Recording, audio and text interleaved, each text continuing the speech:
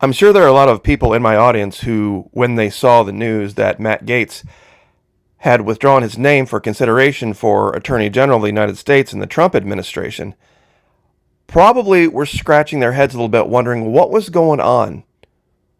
What were the moves being made behind the scene? Well, it wasn't very long after that Mr. Trump came out and made a point of telling people that his transition team didn't have anything to do with it. I'm not sure if that's quite the case. I think they're trying to put a good face on this, but I think they have plans for Mr. Gaetz, but they want to do something a little bit different with the administration, and it goes to a pattern that I have seen with Mr. Trump for quite some time. Say what you want about the man, like him or hate him, he has a type. He has a type. And, you can make whatever judgment call on this you want. He likes to surround himself with pretty things to look at.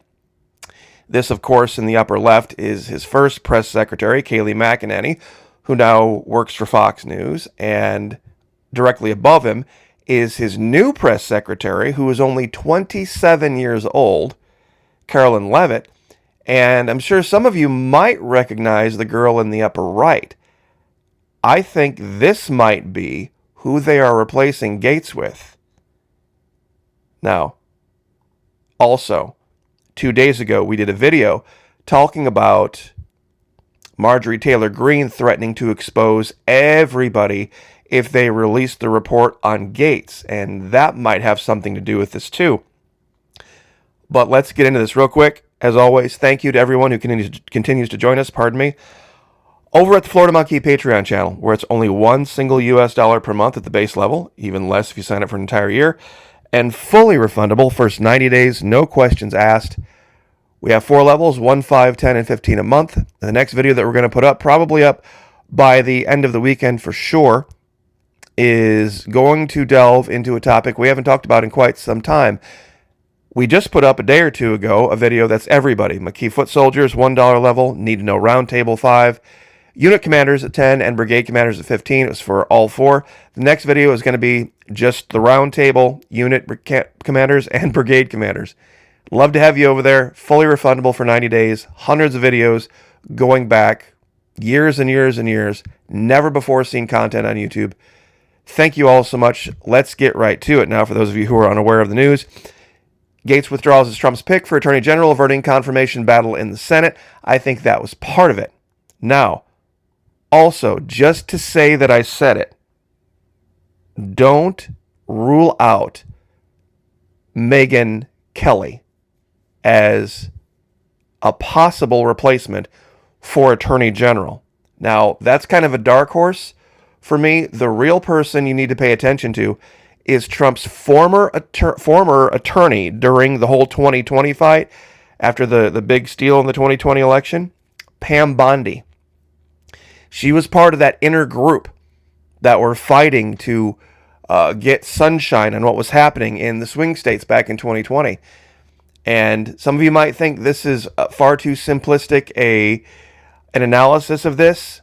If you look at Donald Trump's patterns, from Alina Habba, his lawyer, to all sorts of other, in his first administration, he brought in Hope Hicks, his daughter, all of these people, you began to see a pattern with those closest to him. Now, ideally, the best pick, the most qualified pick for Attorney General is clearly the governor of Florida. Clearly, without any doubt whatsoever right now in that circle. Now, I think the governor's probably ruled it out, wanting to remain and finish his term here, but we wouldn't miss a beat. We wouldn't miss a beat down here. But what Trump is doing right now is, with Gaetz going back to the House and Marco Rubio being Secretary of State, and Tim Walz, Marco Rubio being Secretary of State, and let's see if I got the picture, Tim Walz being National Security Advisor, Governor DeSantis gets to appoint those replacements. And what could happen is Governor DeSantis could appoint Lara Trump to one of those positions. perhaps replacing Marco Rubio in the Senate. Not missing a beat at all. But what it shows is a much greater argument about there being a huge Florida contingent present in the new administration. Everybody near all the levers of power are going to have come from the state that fought back the hardest during COVID. And we would miss a beat in Florida. We would not miss a beat if Governor DeSantis would decide to become Attorney General. Our Lieutenant Governor, Jeanette Nunez, is well capable. And with Governor DeSantis as Attorney General, we wouldn't have, as a state, as much to fear from lawfare from Washington, D.C., with DeSantis being the top cop, basically. So Trump's cabinet moves hand Ron DeSantis a gift, but possibly with strings attached. You know, we've got Kristi Noem as well. Then I know they fought back pretty hard. Mike Waltz is, representative from the western part of Florida. But pay attention to Pam Bondi, because Pam Bondi fits the pattern, and she's qualified. She was the Florida Attorney General, as well as being one of Trump's lawyers. And, like I said, there are just certain patterns you see with Mr. Trump, and you can like it, say it's good, say it's bad, say it's other, whatever. I'm not saying that Kayleigh McEnany wasn't qualified. I do have questions about a 27-year-old as a press secretary. But Pam Bondi is well qualified. She's already been Attorney General for Florida.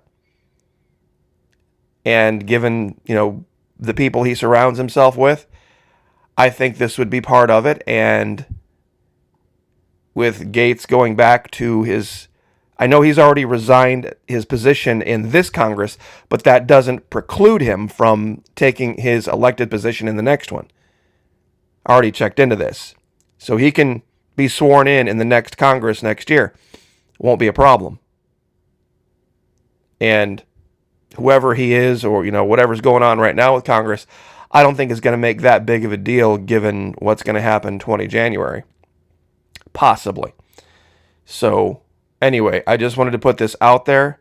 Once again, don't rule out Megyn Kelly. Now, everybody remembers way back in 2016, the back and forth her and Trump had.